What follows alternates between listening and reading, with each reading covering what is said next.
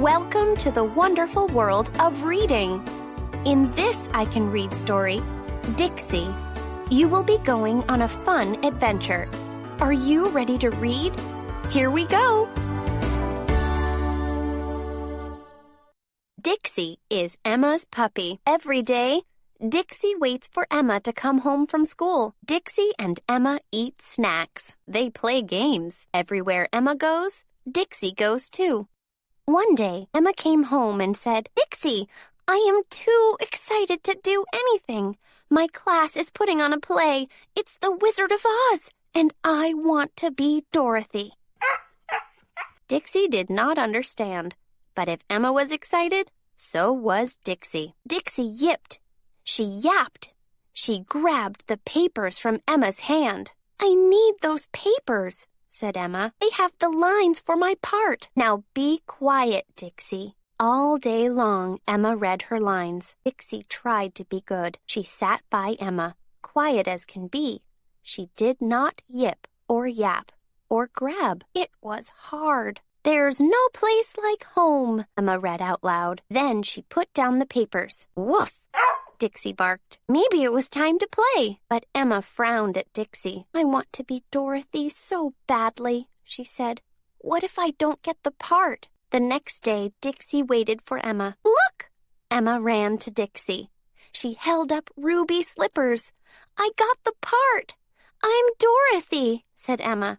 "And you get to be my dog, Toto." Dixie wagged her tail. "All you have to do is follow me everywhere," Emma told her. Emma was happy. Dixie ran. She jumped.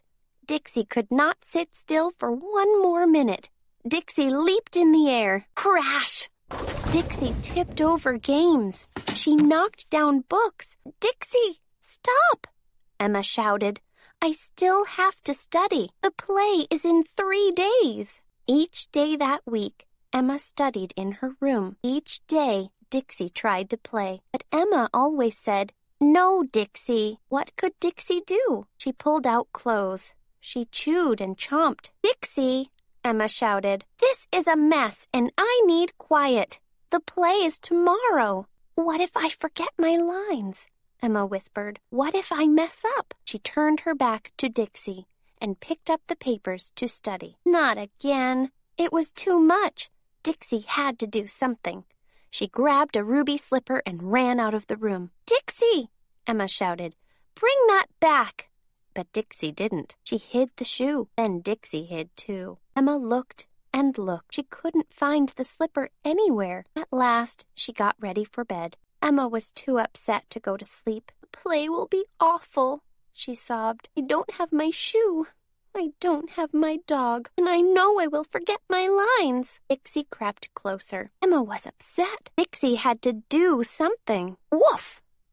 Dixie took the shoe to Emma. "Dixie," said Emma. She held Dixie close. "I really do know my lines," Emma told Dixie. "Everything will be perfect." Together, they fell asleep. The next night was the play. Emma was Dorothy, and Dixie was Toto. Everywhere Emma went, Dixie went too. When it was over, everyone clapped for a long time. Dixie barked and barked, but Emma didn't tell her to stop. Everything was perfect. Back at home, Emma and Dixie had a snack. Then they played and played. "There really is no place like home," Emma said. Dixie licked Emma's face. She thought so too.